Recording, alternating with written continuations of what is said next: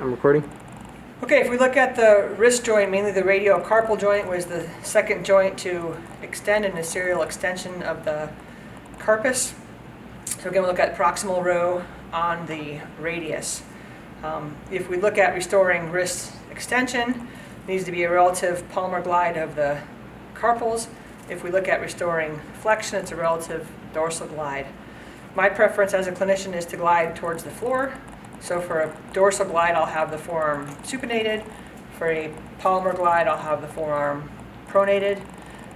Put my thumbs over the carpal bone, and I'll make a shelf with my index fingers over the radius.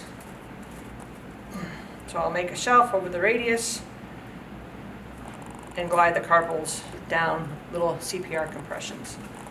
So what that looks like is this. If she's pronated, right, I can make a shelf to block the radius with both my index fingers. I can thumb over thumb into the carpus, and I can give her a palmar glide of the carpal bone I want to move at the same time as giving a dorsal glide of the forearm.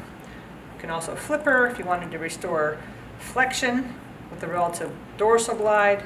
Same handhold, block the radius, come on the carpus, and flex while giving a dorsal glide.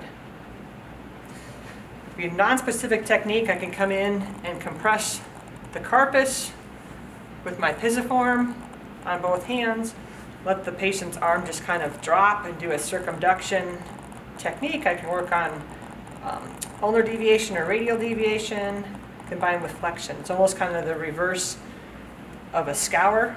It's a lift with some compression. Get some nice mobility that way as well.